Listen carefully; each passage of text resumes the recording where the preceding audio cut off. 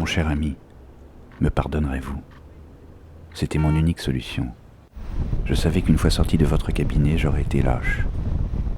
C'est vous, en qui j'ai la plus entière confiance, et votre regard sur l'épave que je suis devenu, c'est votre dévouement que je sais aussi sincère qu'inutile, qui m'ont donné le courage de mettre un terme à cette irrésistible descente aux enfers. Le courage de tuer mon démon intérieur. Les pages que vous lisez vous expliqueront ma déchéance, l'abomination que j'ai vécue et les actes monstrueux que j'ai commis. Vous souvenez-vous du contexte de l'époque?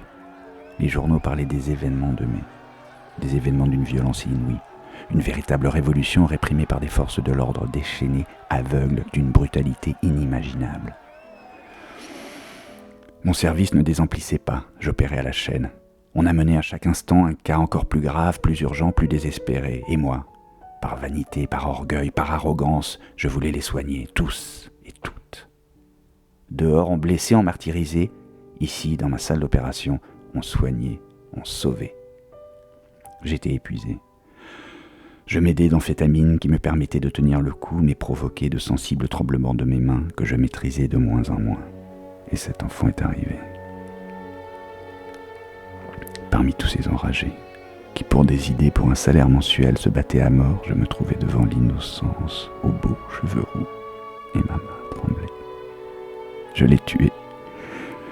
J'ai assassiné la vie même. Je m'étais cru Messie, le grand rédempteur, celui par qui le salut arrive, et j'avais détruit la genèse d'une vie qui promettait le meilleur.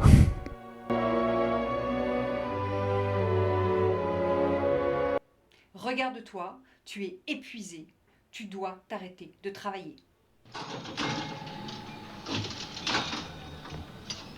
Je savais son conseil juste et des plus raisonnables, mais si je n'opérais pas, je pensais, et quand je pensais à l'enfant, c'était insupportable.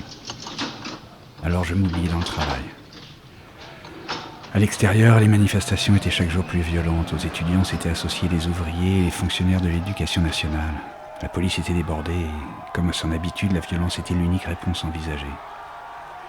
Les blessés se succédaient sans discontinuer et j'opérais, comme les types de chez Renault qui manifestaient sous les fenêtres de l'hôpital, à la chaîne.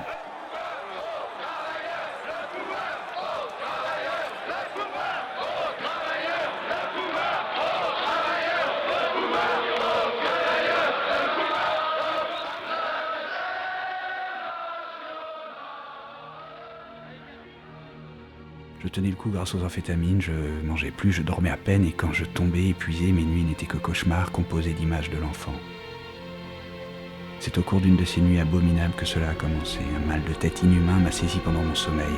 Je me serais fracassé la tête contre les murs pour que cela cesse. Incapable de ne rien faire, je hurlais en me tordant à même le sol comme en proie à une crise d'épilepsie. C'est ma femme qui m'a soulagé grâce à ma première piqûre de morphine. Paul, c'est l'ami mais aussi le directeur de cet hôpital qui te demande d'arrêter d'opérer.